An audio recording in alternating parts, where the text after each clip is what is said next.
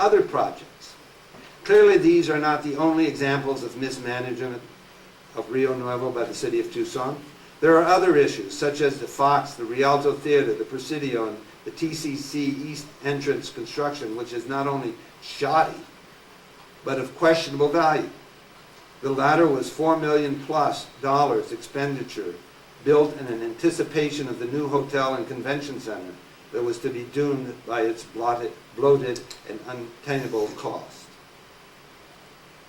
Legal matters. In the aftermath of a 10-year plus spending spree and precious little to show for it, the city of Tucson and the reconstituted Rio Nuevo board were left to pick up the pieces. The result was more conflict. There are 3 lawsuits pending and a failed mediation effort. There is one lawsuit where the district is the defendant and Garfield Traub is the plaintiff. Jonathan Payton and Jody Bain are being personally sued for defamation as a part of this lawsuit for $1 million each. It is reported that this lawsuit is close to being completely dismissed. If this is a form of intimidation or retribution for Bain or Payton, it is inappropriate behavior. What the community should know is that both Payton and Bain should have an ongoing right to discuss any of these matters with attorneys for Rio Nuevo without board approval, because they are named in the suit, along with the district. There are 2 other lawsuits where the city is the defendant and the district is the plaintiff. One of these concerns a property titles issue, and the other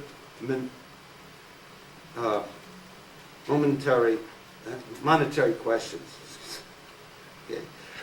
Part of the mediation negotiations attempted to set terms regarding who owned what and who had financial interest in that.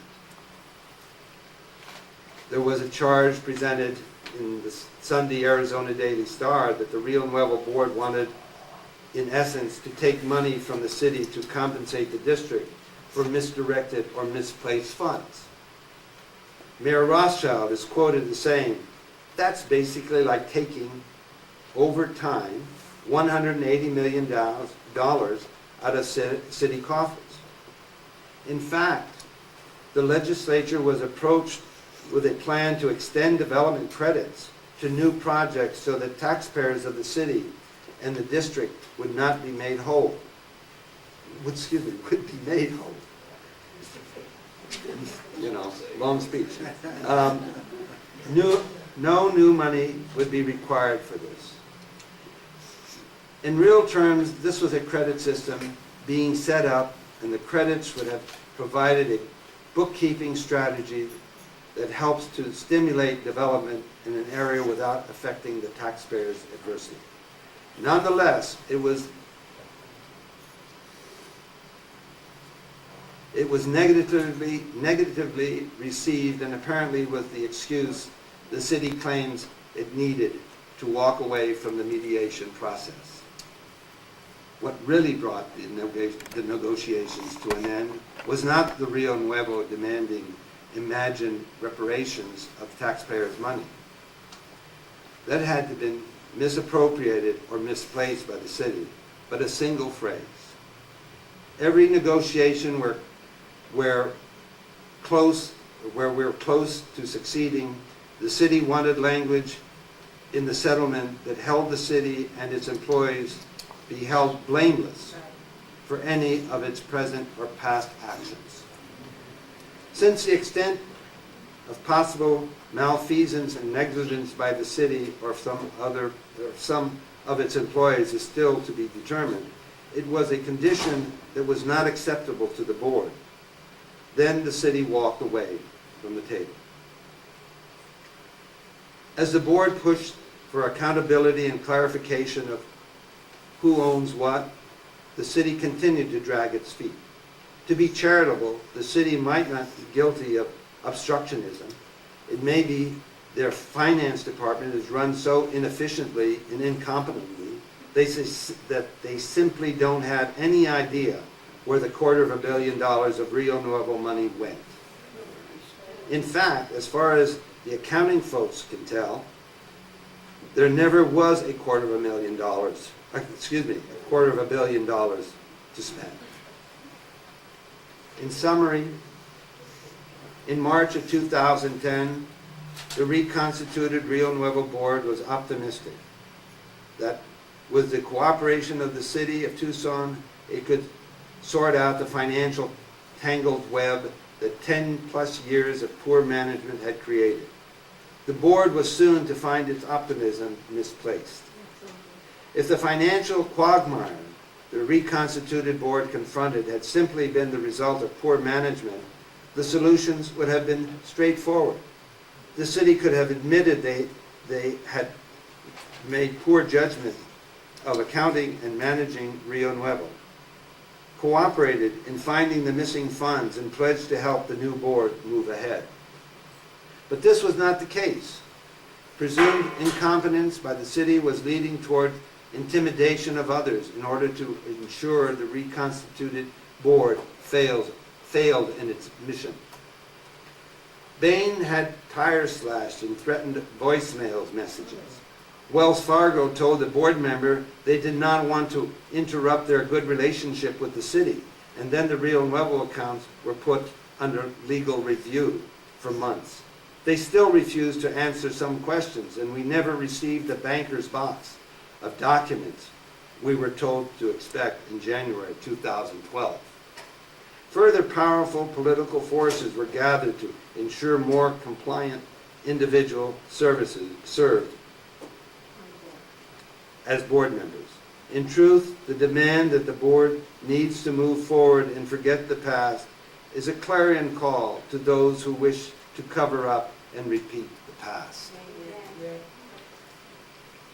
It is important to remember a lesson of history. Ignoring and denying past transgressions and wrongdoing only encourages and guarantees the commission of new misdeeds. Recommendations.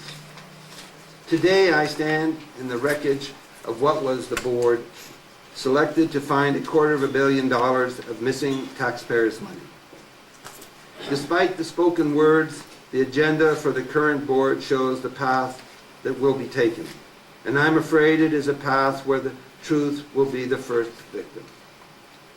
Nonetheless, I would make the following recommendations to the governor, the legislature, and anyone who will listen, which presumably excludes Senator Pierce.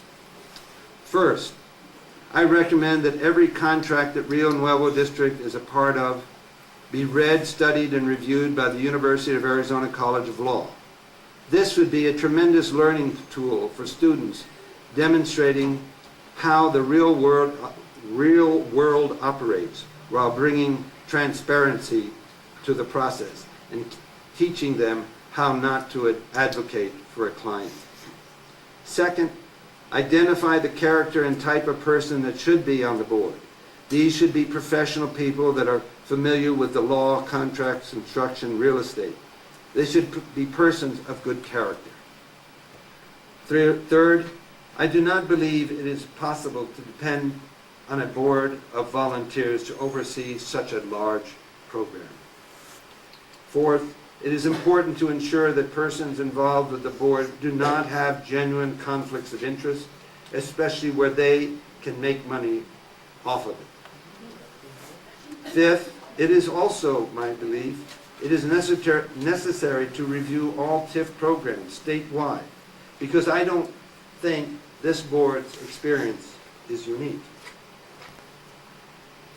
Finally, for the sake of transparency, I would request that members of the reconstituted board that served from 2010 to present have the opportunity to speak with the governor, Speaker of the House, and the President of the Senate in order to make both a written and oral report to them regarding the duties and functions of the Rio Nuevo. In addition, they should present the findings and obstacles the reconstituted board uncovered. Closing remarks. As one grows older, it becomes easier to speak your mind. Because of the collective talent that made up the reconstituted Rio Nuevo board, we were able to realize some of the major pitfalls with this entire concept, including the misrepresentation that were made either by the city or some of the contractors or parties that had personal interest in draining funds from the project. This was a cesspool started by the city, and the puppeteer and the magician was Michael Rankin, the city attorney. He created and approved all contracts for the city between Rio Nuevo and the city and others. And the sewage with a lot of the department heads and previous boards of Rio Nuevo. Unfortunately, the new board coming together and the new mayor are now tainted with this sewage. And Speaker Tobin and the House President Pierce of the Senate have allowed themselves to be sucked into this sewer. And the Arizona Daily Star is the toilet paper for all of it. Amen. In 2010, I stood here confident that the reconstituted Rio Nuevo board would fulfill its mandate. I was optimistic that people, as Senator Pierce and Representative Tobin, would back us. I expected cooperation and good faith from the city of Tucson. In the end, I was disappointed with many. But to be a member of the reconstituted board, that worked so hard for a better outcome.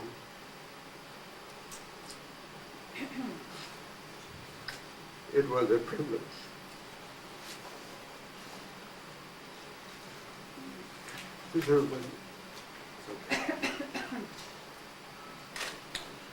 Those of us who have fallen and been vilified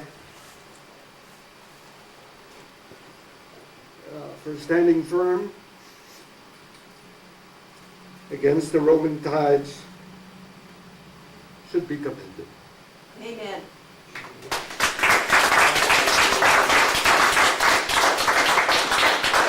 I must also extend, I apologize, I also must extend my appreciation to Governor Brewer for her steadfast support. Thank you. I now turn this podium over to Jeff Hill, Treasurer, for his comments. Thank you, Mr. Chairman.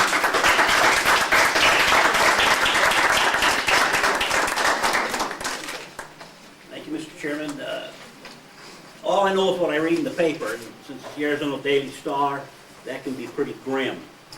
But I want to make just, I think, one point today that is, I think, easily understood, that shows the situation Rio Nuevo is, particularly for those that think that's an unending fund of money to spend on building facades and Lord knows what else. The debt service alone on the bonds issued, which we were going to discuss at our June 18th meeting, is $12.3 million a year. That's just the debt service. That does not count any expenditures to run the district. The TIF funds, which outside of bond proceeds, is the only money this board receives. Tax increment financing in fiscal year 2009 was $8.9 million. Fiscal year 2010, it was $12.9 million. Annualized for this fiscal year, ending on June 30th, it's $9.8 million. As you can see, in the history of the TIF money, the only year it's ever reached just the debt retirement, it did not reach the operating budget, was the last fiscal year.